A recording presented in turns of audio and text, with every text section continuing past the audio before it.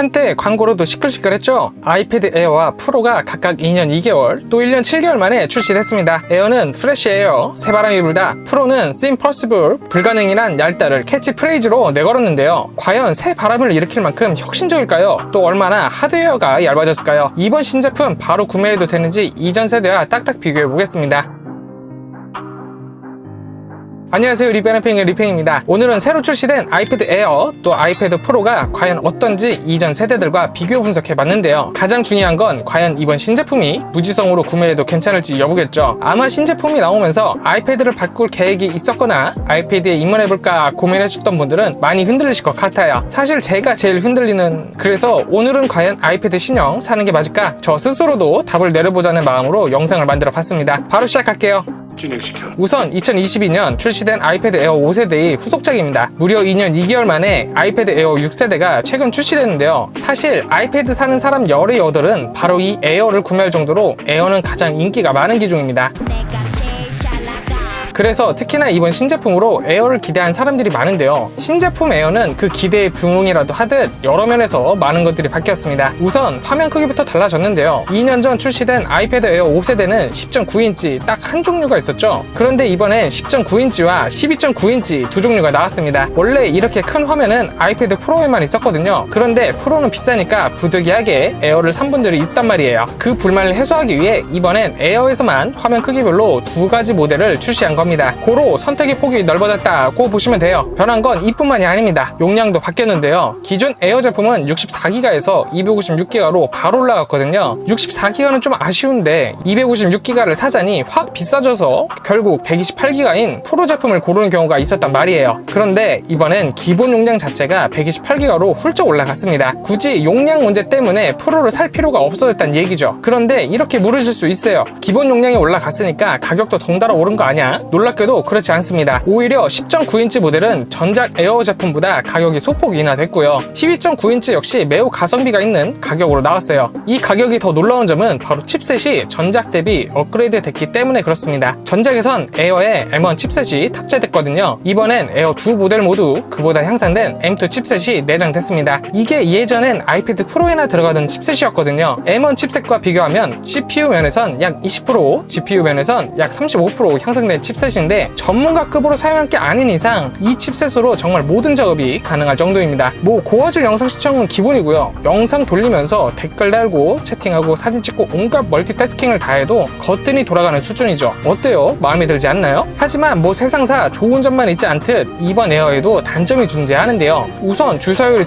아주 좀 아쉽습니다. 기존 에어 제품과 동일하게 60Hz인데요. 만약 아이패드로 게임을 주로 하실 거라면 이 주사율이 마음에 좀 걸릴 수 있어요. 거참 어려운 것도 아닐 텐데 주사율 좀 올려주지. 그리고 무게면에선 12.9인치의 경우 아이패드 프로보다 조금 무겁다는 점도 참고하셔야 할 것 같고요. 컬러가 스페이스 그레이, 블루, 퍼플, 스타라이트 4가지로 예쁘게 잘 나왔는데 대신 전작과 비교하면 핑크는 사라졌다는 점도 알아두셔야 할 것 같습니다. 자, 그래서 넌 어떻게 생각하는데 사는 게 맞니? 안 사는 게 맞니? 물으실 수 있을 것 같은데요. 제 생각엔 정말 구매하지 않을 이유가 전혀 없다, 이렇게 단언하고 싶습니다. 전작과 비교해 성능이 여러 면에서 업그레이드가 됐는데 가격은 거의 그대로야. 심지어 선택지도 넓어졌어. 앞으로 또 언제 나올지 모르는데 이번 신제품 안 살 이유가 있나 하는 생각이 들더라고요. 게다가 큰 화면 성애자인 저에겐 12.9인치 아이패드 에어라니 이미 마음이 굳어버렸죠. 그래서 여러분에게도 적극 강추드리고 싶습니다. 그렇다면 아이패드 프로는 어떨까요? 프로 역시 1년 7개월이죠. 실로 오랜만에 출시됐는데요. 이번에도 디스플레이 크기에 따라 두 종류가 나왔습니다. 먼저 11인치는 그대로 출시됐고요. 다른 하나는 원래 12.9인치였는데 이번에만 0.1인치 커진 13인치로 나왔습니다. 세대를 보자면 전작인 11인치가 4세대였으니 이번 프로 11인치는 5세대고요. 12.9인치를 기준으로 하면 전작이 6세대였으니 이번 프로 13인치는 7세대가 되는 셈입니다. 이번에 출시된 프로는 에어와 마찬가지로 많은 것들이 바뀌었는데요. 우선 디스플레이 성능이 확 좋아졌습니다. 원래 이전 세대들은 LCD나 LED 디스플레이가 적용됐거든요. 그런데 이번엔 아이패드 최초로 OLED 패널이 탑재됐습니다. LCD, LED, OLED가 뭐야? 궁금하실 텐데 아주 간단하게 설명하자면 LCD는 색상을 표현하는 액정 아래 백라이트가 있어서 빛을 투과하는 거고요. OLED는 백라이트 없이 자체 발광하는 개념입니다.